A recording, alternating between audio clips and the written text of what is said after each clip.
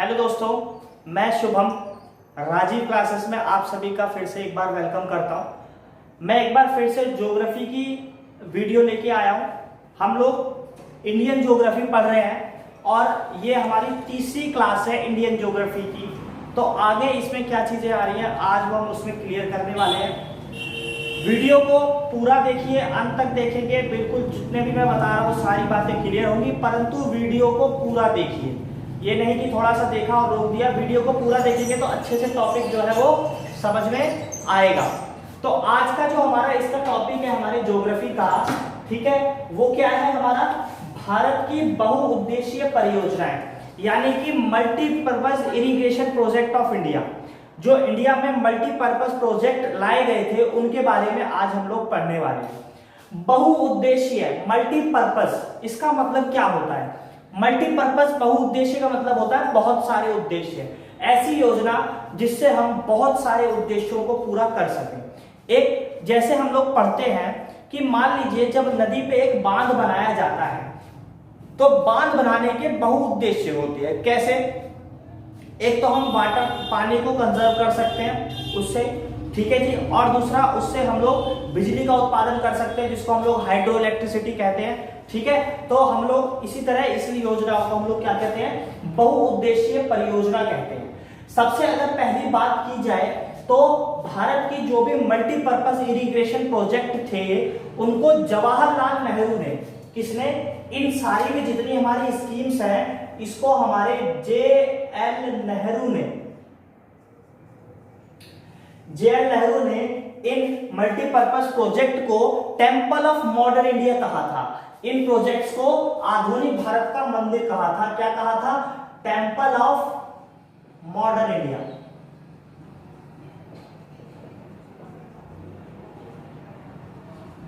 यानी कि आधुनिक भारत का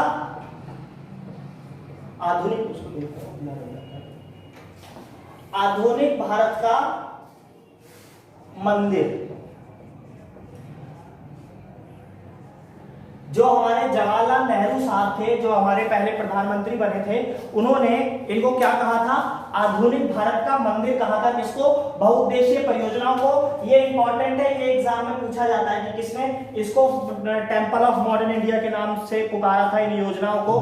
तो वो थे हमारे कौन? जवाहरलाल नेहरू साहब ने इनको टेंपल ऑफ मॉडर्न इंडिया कहा था।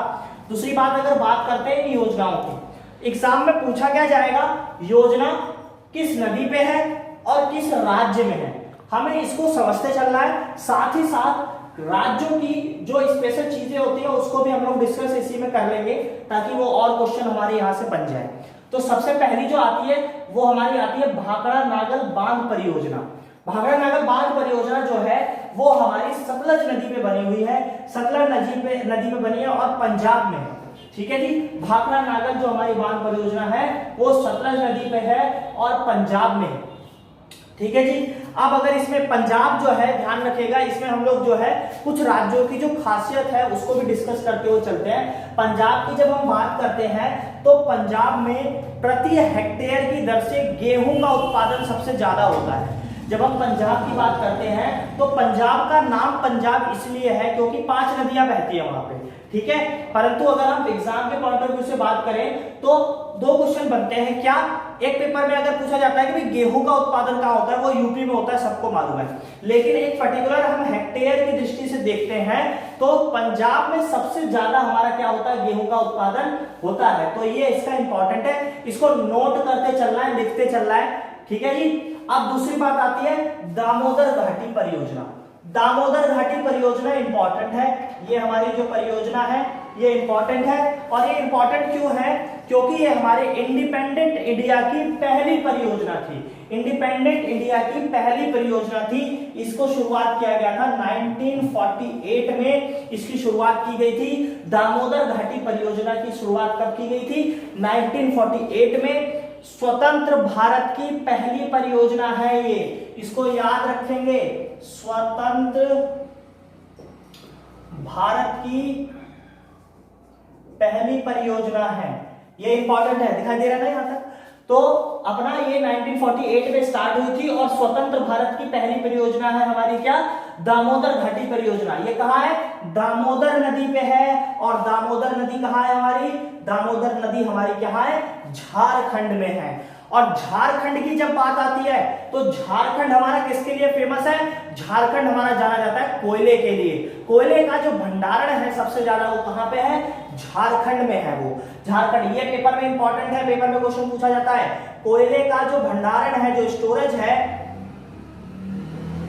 कोयले का जो भंडारण है वो सबसे ज्यादा कहां है? वो हमारा कहां पे आता है? झारखंड में आता है। इसको हम लोग अच्छे से समझेंगे, ठीक है जी। दामोदर घाट, दामोदर नदी पे है झारखंड में। और झारखंड हमारा किस लिए फेमस है?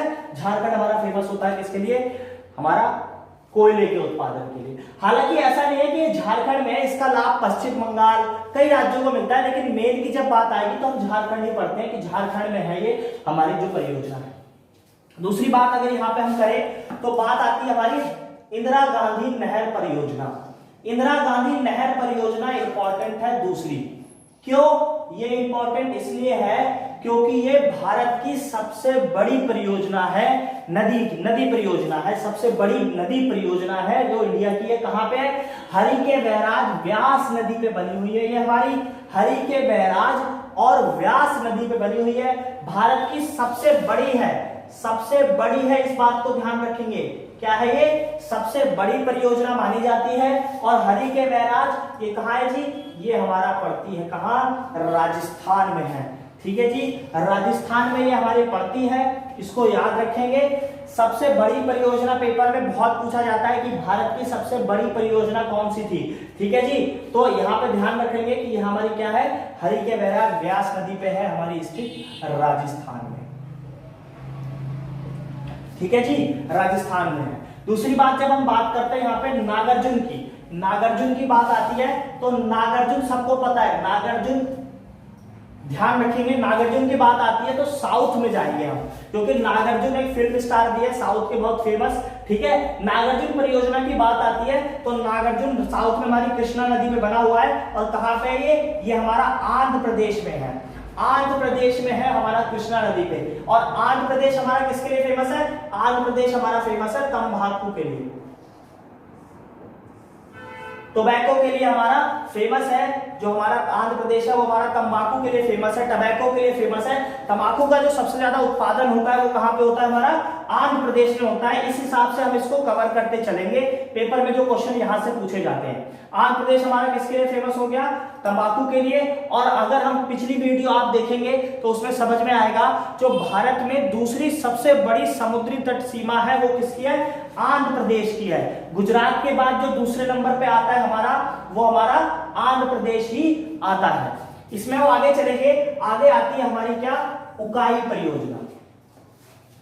उकाई परियोजना, उकाई परियोजना हमारी ताप्ती नदी पे पड़ती है जी, ताप्ती नदी पे है।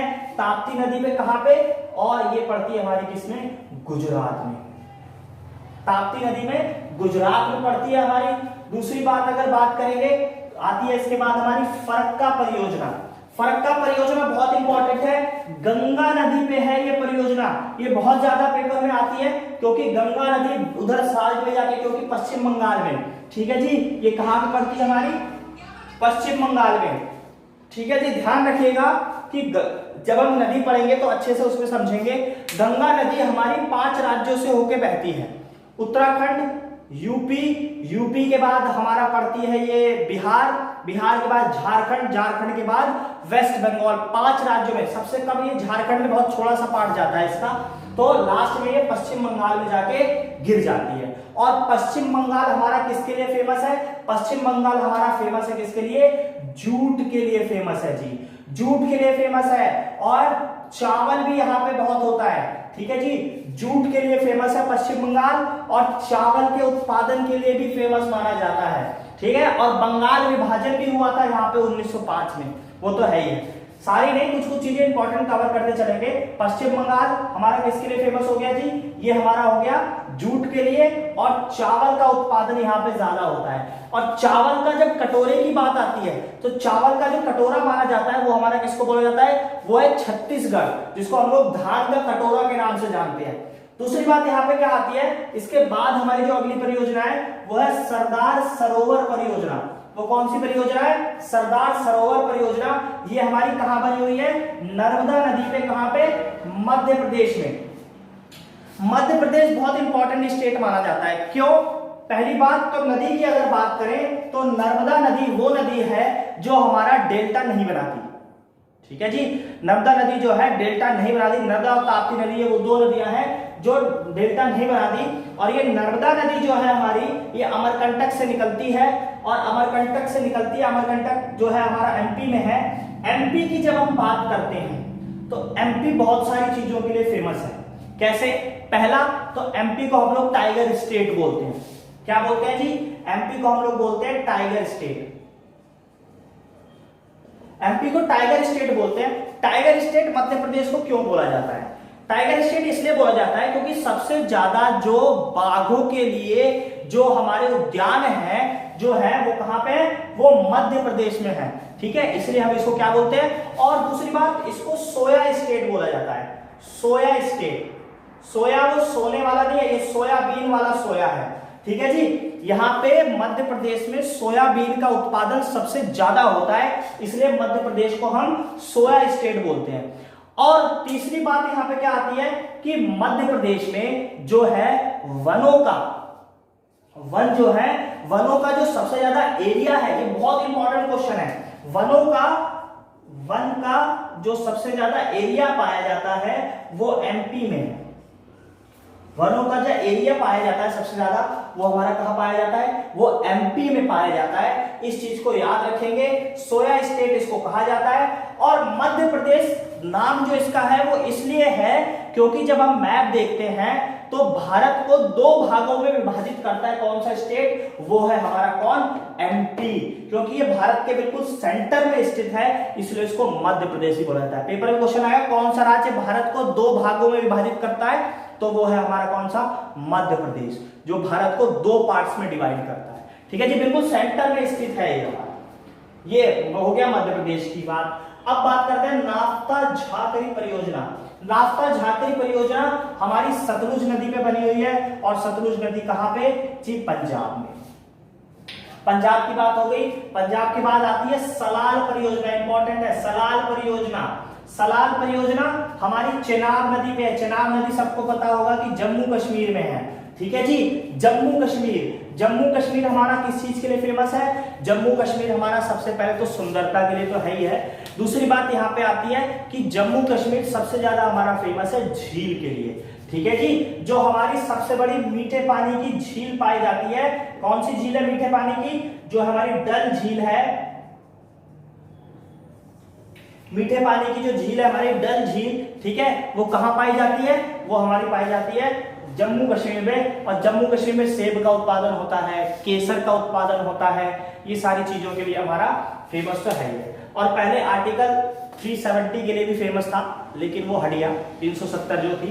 ठीक है जी, अब बात करते हैं यहाँ पे कोयना की। कोयना की बात करते हैं तो कोयना जो है हमारा कोयना नदी पे बना हुआ है। कोयना नदी पे, और कोयना नदी कहां पे है? ये हमारा महाराष्ट्र में पड़ती है। महाराष्ट्र में पड़ती है हमारी कोयना नदी। कोयना की जब हम बात करते हैं तो महाराष्ट्र की बात आती है। तो महाराष्ट्र में, महाराष्ट्र किस चीज के लिए फेमस है? महाराष्ट्र देश की आर्थिक राजधानी माना जाता है और जनसंख्या के लिए भी फेमस है। यूपी के बाद यदि जब हम देखते हैं तो इसकी भी पॉपुलेशन अच्छी खासी है। और उत्पादन की दृष्टि से जब हम देखते हैं तो यहाँ पे प्याज का उत्पादन होता है। प्याज महाराष्ट्र में होती है। कपास का सबसे ज्यादा उत्पादन भी, कॉटन जो होती है, महाराष्ट्र में होती है। तो यहाँ पे ध्यान रखेंगे, यहाँ पे प्याज प्लस कपास का जो उत्पादन है वो हमारा कहाँ होता है जी? महाराष्ट्र उसके लिए हमारा फेमस है, प्याज के उत्पादन के लिए और हमारा कपास के उत्पादन के लिए। कोयना नदी पे परियोजना है महाराष्ट्र में। ठीक है, इसके बाद आता है हमारा माता टीला परियोजना। माता टीला परियोजना हमारा कहाँ है जी? हमारा माता टीला बेतवा नदी पे है। बेतवा नदी किस राज्य में है? तो ये हमारे उत्तर प्रदेश में पड़ती है बेतवा नदी, और उसी पे हमारी ये माता टीला परियोजना बनी हुई है। यूपी की जीएस में बहुत बार पूछा गया क्वेश्चन है ये, माता टीला परियोजना किस नदी पे बनी हुई है? तो बेतवा नदी पे है। और यूपी हम सब जानते हैं कि यूपी हमारा फेमस है जनसंख्या के लिए, सबसे ज्यादा फेमस है, जनसंख्या यहाँ पे सबसे ज्यादा है। ठीक है। यूपी में गेहूं का उत्पादन भी सबसे ज्यादा होता है, तो इन सब चीजों के लिए हमारा फेमस है यूपी। चलते हैं हम इसमें अब आगे की तरफ, आगे की परियोजनाएं क्या है उसको देखते हैं। चलते हैं आगे, इसमें आगे जो हमारी परियोजना है उनके बारे में पढ़ते हैं। आगे जो हमारी स्टार्ट होती है वो हमारी स्टार्ट होती है टिहरी, टिहरी स्टार्ट होती है। टिहरी परियोजना के बारे में जब हम बात करते हैं तो टिहरी जो हमारी परियोजना है वो हमारी बनी हुई है भागीरथी नदी पे। वो हमारी कहां बनी हुई है? वो हमारी बनी हुई है किस पे? भागीरथी नदी पे बनी हुई है। और भागीरथी नदी कहां है हमारी? ये उत्तराखंड में है। ये जो हमारी परियोजना है ये वेरी इंपॉर्टेंट मानी जाएगी। वेरी इंपॉर्टेंट क्यों मानी जाएगी भाई? क्योंकि ये जो है भारत की एकमात्र ऐसी परियोजना है जो भूकंप वाले सेक्टर में, ठीक है, भूकंप सेक्टर में है। हमारी भूकंप के क्षेत्र में जो हमारी एकमात्र परियोजना बनाई गई है, जो बांध है, ठीक है जी, वो बनाया गया है, वो टिहरी परियोजना भागीरथी नदी पे बनाया गया है और भूकंप वाले क्षेत्र में बनाया गया है। इसलिए ये पेपर में पूछा जाता है भूकंप आधारित क्षेत्र में भारत की एकमात्र परियोजना कौन सी है? वो है हमारी टिहरी परियोजना। और भागीरथी नदी की बात अगर हम करते हैं तो भागीरथी और अलकनंदा ये दो नदियां देवप्रयाग में मिलती हैं और वहां से फिर गंगा के नाम से आगे चलती हैं। इसको याद रखें, जब हम नदी पढ़ेंगे इसको और अच्छे से हम लोग समझेंगे। उसके बाद आती है हमारी रिहिंद परियोजना। रिहिंद परियोजना की बात करते हैं तो ये रिहिंद नदी पे ही है हमारी, और कहां पड़ती है? ये हमारा यूपी में पड़ती है, यूपी पड़ती है। उसके बाद अगर देखते हैं तो इडुक्की, इडुक्की नदी हमारी, इडुक्की नदी की बात जब हम करते हैं तो ये हमारा पेरियार नदी है। पेरियार नदी केरल में पड़ती है और ये वहीं पे ही है, ठीक है जी। इडुक्की नदी कहां है? हमारा पेरियार नदी केरल में। केरल बहुत इंपॉर्टेंट है, क्यों? क्योंकि केरल जो है, केरल की जब हम बात करते हैं तो केरल किसके लिए फेमस है? हमारा केरल हमारा मसालों के लिए फेमस है। केरल मसालों के लिए, केरल में रबड़ का उत्पादन होता है। रबड़ का जो पहला पौधा था वो भी इसी पेरियार नदी के किनारे पर लगाया गया था केरल में जो है हमारा। और केरल हमारा साक्षरता दर के लिए भी जाना जाता है। साक्षरता दर, साक्षरता दर के लिए भी जाना जाता है। साक्षरता दर का मतलब होता है लिटरेसी रेट। लिटरेसी रेट यहाँ की हाई है, उसके लिए भी हमारा केरल जाना जाता है। रबड़ के लिए, मसालों के लिए और लिटरेसी रेट के लिए जाना जाता है हमारा केरल। और पेरियार नदी के किनारे रबड़ का पहला पेड़ लगाया गया था। उसके बाद आती है हमारी जायकवाड़ी परियोजना। जायकवाड़ी परियोजना कहाँ है? गोदावरी नदी पे है। गोदावरी नदी जो कहाँ है? महाराष्ट्र में पड़ती है, ठीक है जी, गोदावरी नदी। उसके बाद आता है कोसी, कोसी परियोजना। कोसी नदी बिहार पे, इसको बिहार का शोक भी कहते हैं, बिहार का शोक भी कहते हैं कोसी नदी को। उसके बाद आती है हमारी स्वर्णरेखा नदी। स्वर्णरेखा नदी की जब हम बात करते हैं तो स्वर्णरेखा नदी कहाँ है? स्वर्णरेखा नदी हमारी ये परियोजना स्वर्णरेखा नदी पे बनी हुई है और कहाँ पे है? झारखंड में। ध्यान रखना, स्वर्णरेखा नदी बहुत कम लोग जानते हैं, पेपर में पूछा जाता है तो ध्यान रखेंगे ये हमारा कहाँ है? झारखंड में। और झारखंड के बारे में हम पहले ही चर्चा कर चुके हैं क्या है। और उसके बाद लास्ट जो हमारी पड़ती है ये हमारी होती है क्या? दुलहस्ती। दुलहस्ती कहाँ है? ये हमारे चेनाब नदी पे बनी हुई है। चेनाब नदी पे कहाँ है ये चेनाब नदी? ये हमारा कहाँ पड़ता है? जम्मू कश्मीर में पड़ती है ये हमारी। तो ये है हमारी लास्ट परियोजना। और ये सारी ही जितनी ही पेपर में, ये सारी जितने जो एग्जाम में आई हुई है मैक्सिमम टाइम रिपीट होती है। केवल वही परियोजना मैंने उठाई है और इन्हीं में से अधिकतर पेपर में आता है। आप लोगों को बस इतना करना है कि इसके अच्छे से नोट्स लिखने हैं। जितना मैंने बताया है, जो चीज मैंने बोली है उसको अच्छे से लिखना है, नोट करना है, नोट्स बनाना है, ताकि हर एक क्वेश्चन को आप कवर कर सको।